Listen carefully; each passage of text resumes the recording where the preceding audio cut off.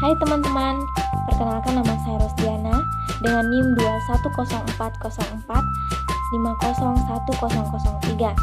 Baik, di sini saya akan menjelaskan tentang landasan filosofis keterampilan komunikasi konseling. Nah, mari kita simak videonya yuk. Baik, langsung saja kita ke materi yang pertama, yaitu konsep umum komunikasi. Komunikasi tidak dapat dipisahkan dari setiap aktivitas yang dijalani individu. Para ahli menyebutkan lebih dari 80% alokasi waktu individu dalam satu hari dilakukan dengan komunikasi. Artinya, komunikasi merupakan salah satu kebutuhan dasar individu yang diperolehnya melalui interaksi dalam lingkungan sosial.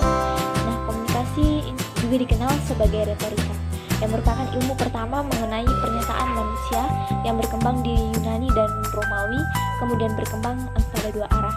Nah, secara etimologis, perkataan komunikasi berasal dari bahasa Latin, yaitu communicare, yang berarti berpartisipasi atau memberitahukan. Nah, komunikasi merupakan proses penyampaian pesan dari seorang individu kepada individu atau kelompok lain. Proses tersebut berupa penyampaian energi dari alat-alat indera ke otak. Nah, selanjutnya dasar filsafat komunikasi. Filsafat merupakan usaha untuk memahami atau mengerti dunia dalam hal makna dan nilai-nilainya. Nah, filsafat komunikasi menyumbang keterangan ke arah opini publik temporal. Sebagai sebuah konsep, komunikasi dan informasi sangat erat kaitannya, yang juga menandai lebih dari makna konseptual biasa ketika digunakan dalam teori-teori sosial serta dalam teori filosofis tentang realitas dan kebenaran kehidupan sosial. Nah, pendidikan tentang komunikasi sangat penting sebagai dasar filsafat.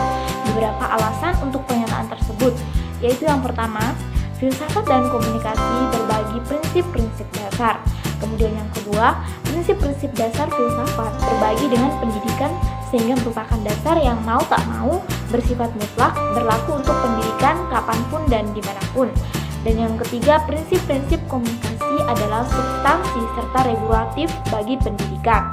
Nah, materi selanjutnya adalah komunikasi sebagai modal dasar keterampilan komunikasi. Baik, komunikasi merupakan dasar dari eksistensi suatu masyarakat dan menentukan struktur masyarakat tersebut.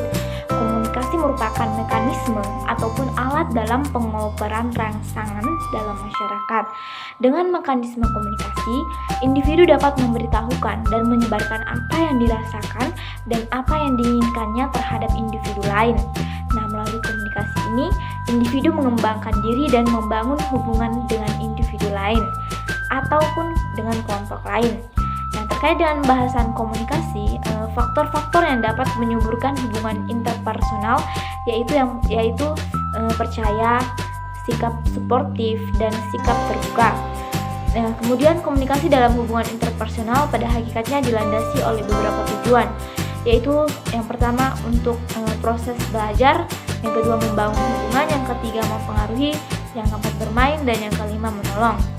Nah, komunikasi antar pribadi dapat dilakukan dengan penyampaian dan atau penangkapan pesan dalam dua cara utama, yaitu verbal dan non-verbal. Baik, materi selanjutnya adalah komunikasi sebagai landasan keterampilan konseling. Nah, pemakaian keterampilan konseling oleh konselor dibagi menjadi 5 tujuan berbeda. Yang pertama, supportive listening, yaitu memberi konseli perasaan dipahami dan diafirmasi. Yang kedua, mengelola situasi bermasalah. Yang ketiga, program manajemen. Yang keempat, perubahan keterampilan buruk konseli. Dan yang kelima, mewujudkan perubahan falsafah hidup. Nah, tentunya kelima tujuan keterampilan komunikasi ini diselenggarakan oleh konselor dengan media komunikasi, baik melalui bahasa verbal dalam wujud penyampaian kalimat dan atau kata-kata, ataupun melalui syarat tubuh atau bahasa nonverbal. Nah, kedua jenis keterampilan komunikasi ini mendasari hampir keseluruhan penggunaan keterampilan konseling. Nah, salah satu bahasan yang lebih konkret tentang penerapan sejumlah keterampilan komunikasi dikemukakan oleh Nelson Jones, yaitu penerapan yang pertama komunikasi verbal, yang kedua komunikasi vokal, yang ketiga komunikasi tubuh, yang keempat komunikasi sentuhan, yang kelima komunikasi mengambil tindakan. Dan selanjutnya, keterampilan komunikasi ini merupakan elemen utama dalam penyelenggaraan konseling. Mengapa demikian? karena penguasaan keterampilan komunikasi akan sangat mendukung efektivitas penggunaan sejumlah keterampilan komunikasi konseling lainnya dan sekaligus mendorong kesuksesan konseling dalam penyelenggaraan konseling. Nah, selanjutnya adalah kesimpulan. Dalam kehidupan, konselor dihadapkan pada berbagai tantangan berupa tuntutan untuk membantu perkembangan dan pengembangan individu serta pengentasan permasalahan individu. Dalam upaya untuk menghadapi tantangan tersebut, sudah semestinya konselor memperkaya diri dengan kelengkapan penguasaan berbagai keterampilan penyelenggaraan konseling. Nah, keterampilan-keterampilan tersebut merupakan hasil dari rumusan kajian ilmiah berbagai pendekatan yang bersumber dari multidisiplin keilmuan. Penguasaan berbagai keterampilan yang tepat menjadi garansi bagi kesuksesan penyelenggaraan konseling. Oleh karena itu, konselor dan calon konselor dituntut untuk menguasai sejumlah keterampilan konseling, sehingga penyelenggaraan konseling relevan dengan kebutuhan dan permasalahan konseling.